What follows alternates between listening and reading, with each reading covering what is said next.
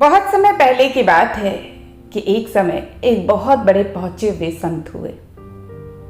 लोगों ने उनसे पूछा कि आपने ये ज्ञान किससे प्राप्त किया, आपका गुरु कौन है जिसने आपको ये सारी बातें सिखाई, आपको इतनी शक्तियां, इतनी ताकत कहां से मिली। तो उन्होंने कहा, यह बताना बड़ा कठिन है, मैं किस किस गुरु का नाम ले सकता हूं। जीवन में एक भी क्षण ऐसा नहीं बीता जब मैंने किसी से कुछ न सीखा हो। एक बार रास्ते में निकला था, एक छोटा सा बच्चा हाथ में दिया जलाए हुए कहीं जा रहा था। मैंने उस बच्चे से पूछा कि क्या बेटे तुम बता सकते हो कि दिए में जो ज्योति है वो कहां से आई। मैंने सोचा था कि छोटा बच्चा है, चकित होकर रह जाएगा, उत्तर भी नहीं दे पाएगा।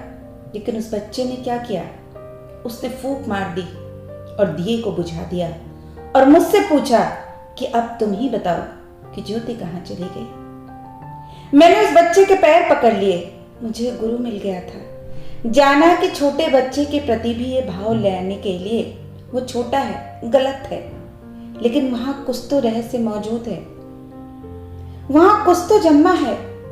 केवल उम्र में पीछा होने से या छोटा होने से उसे छोटा मान लेना भूल है। मेरे पास उस वक्त कोई उत्तर न था। तब मैंने जाना कि जो मैंने पूछा था वो बड़ा अज्ञानपूर्ण था। और तब मैंने जाना कि जहां तक उस प्रश्न के उत्तर का संबंध है, मैं भी उतना ही बच्चा हूं जितना वो बच्चा है। मेरे बुजुर्ग होने का भ्रम टूट जाता। एक अद्भुत शिक्षा थी वो, जो एक छोटे से बच्चे ने मुझे दी, और उस दिन उसने मुझे एक बहुत बड़ा पाठ पढ़ा दिया। उसके बाद फकीर ने कहा कि धीरे धीरे मैं आगे अपनी साधना में, अपनी उपासना में चलता रहा। एक गांव में ठहरा हुआ था कि एक औरत भागती हुई आई। उसके कपड़े अस्त व्यस्त थे, उसने अपने को ढक भी नहीं रखा था। उसने आकर मुझसे पूछा कि क्या आपने किसी आदमी को यहां से निकलते हुए देखा है। तो मैंने उससे कहा कि बदतमीज औरत, पहले अपने कपड़े तो ठीक कर ले, मुझसे कुछ बाद में पूछना। तो उस स्त्री ने कहा, माफ करें, मैं तो समझती थी कि आप तो ईश्वर के दीवाने हैं, उससे प्यार करते हैं। मेरा प्रेमी इस रास्ते से निकलने वाला है, मैं उसको खोजने निकली हूं। वर्षों के बाद इधर से वो आने वाला है। मैं तो उसके प्यार में इतनी दीवानी हूं कि वस्त्रों की कौन कहे, मुझे अपने देह की भी कोई सुध नहीं। लेकिन तुम परमात्मा के प्रेम में इतने दीवाने न हो सके कि दूसरों के वस्त्र तुम्हें दिखाई ना पड़े। उस फकीर ने कहा।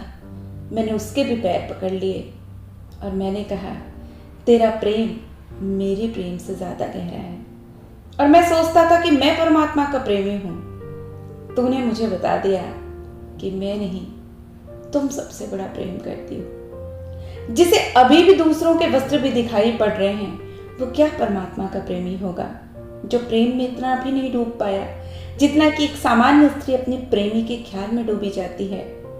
तो वह स्त्री भी मेरे लिए उस दिन गुरु हो गई। उसने मुझे एक बहुत बड़ी बात सिखाई कि यदि ईश्वर से प्रेम करना है तो ऐसे प्रेम करो जिसमें तुम्हें अपनी भी सुध बुध ना रहे। आगे फकीर ने कहा कि इसके बाद एक गांव में आधी रात भटकता हुआ पहुंचा। गांव के सारे लोग सो गए, सिर्फ एक आदमी एक मकान के पास दीवार के सहारे बैठा हुआ मुझे मिला। मेरे मन में ख्याल हुआ कि हो न हो ये कोई चोर होगा। इतनी रात किसी दूसरे मकान की दीवार से कौन टिका हुआ है। मेरे मन में यही ख्याल उठा कि कोई चोर होना चाहिए। लेकिन उस आदमी ने मुझसे पूछा, राहगीर भटक गए हो, चलो कृपा करो मेरे घर में ठहर जाओ। अब तो रात गहरी हो गई है, सरायों के दरवाजे भी बंद हो चुके हैं। वो मुझे अपने घर ले गया। मुझे सुलाकर उसने कहा कि मैं जाता हूँ, रात्रि में ही मेरा व्यवसाय चलता है। तो मैंने पूछा, क्या है तुम्हारा व्यवसाय। उसने कहा कि परमात्मा के एक फकीर से झूठ न बोल सकूंगा, मैं एक गरीब चोर हूं। वो चोर चला गया और उस फकीर ने कहा कि मैं हैरान हो गया, इतनी सच्चाई तो मैं भी नहीं बोल सकता था। मेरे मन में भी न जाने कितनी बार चोरी के ख्याल नहीं उठे, और मेरे मन ने भी कौन कौन सी बुराइयां नहीं पाली। लेकिन मैंने कभी किसी को भी नहीं कहा। इतना सरल तो मैं भी न था जितना ये चोर था। और रात जब पूरी बीत गई तो वो चोर वापस लौटा। धीरे धीरे कदमों से घर के अंदर प्रवेश किया ताकि मेरी नींद न खुल जाए। मैंने उससे पूछा, तुम्हें कुछ मिला, कुछ लाए? तो उस चोर ने कहा, नहीं, लेकिन कल फिर कोशिश करेंगे। वो खुश था लेकिन निराश नहीं था। फिर 30 दिन मैं उसके घर में मेहमान रहा और वो 30 दिन ही घर के बाहर रोज रात को गया और हर रोज खाली हाथ लौटा।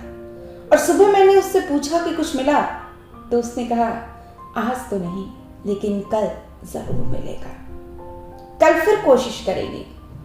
फिर 1 महीने के बाद मैं चला आया और जब मैं परमात्मा की खोज में गहरा डूबने लगा और परमात्मा का मुझे कोई और किनारा ना मिलता था तो मैं थक जाता था और हताश हो जाता था और सोचने लगता था कि छोड़ दूं खोज को। तब मुझे उस चोर का ख्याल आ जाता था कि जो रोज खाली हाथ लौटता था लेकिन कभी निराश ना हुआ। और उसने कहा कि कल फिर कोशिश करेंगे।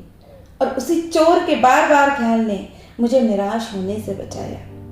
जिस दिन परमात्मा की ज्योति मेरे अंदर जगी, उस दिन मैंने अपने दोनों हाथ जोड़े उस चोर के लिए, उसे प्रणाम किया और सोचा कि अगर वो उस रात मुझे ना मिला होता तो शायद मैं कभी का निराश हो गया होता।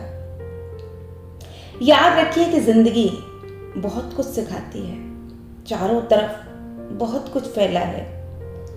जिंदगी में चारों तरफ बहुत सारे सत्य हैं। जिंदगी चारों तरफ रोज रोज खड़ी है हमारे दरवाजे पे, हमारी आंखें बंद हैं। हम पूछते हैं कहां जाएं, क्या सीखें, किसके चरण पकड़ें, किसको अपना गुरु बनाएं। लेकिन जिंदगी चारों तरफ खड़ी है सब कुछ लुटा देने को, सब कुछ खोल देने को। उसके प्रति बस हमारी आंखें ही बंद हैं और हमारा हृदय भी बंद है। अगर हम अपने हृदय को हर वक्त खोल कर रखें और जिंदगी के हर पल से कुछ न कुछ सीखना शुरू कर दें तो न जाने इस पूरी जीवन में हम क्या क्या सीख सकते हैं और क्या क्या पा सकते हैं जिसकी कोई था नहीं है।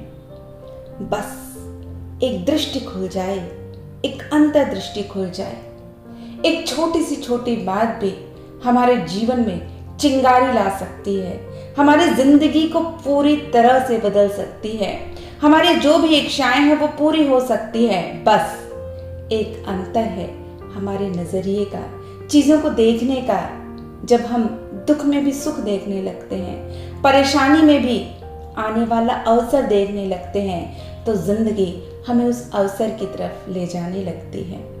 बस अपने प्रयास को, अपनी ज्योति को जिंदगी के साथ जोड़कर चलें। निश्चित रूप से आप जो चाहते हैं वो आपको सब मिलेगा। इस जिंदगी में वो आप सब कुछ प्राप्त कर सकेंगे जो आप पाना चाहते हैं। बस अपनी आंखें, अपना दिमाग और अपना हृदय जिंदगी की हर सीख के प्रति खोल के रखें और जिंदगी आपको सब कुछ देने के लिए तैयार बैठी है।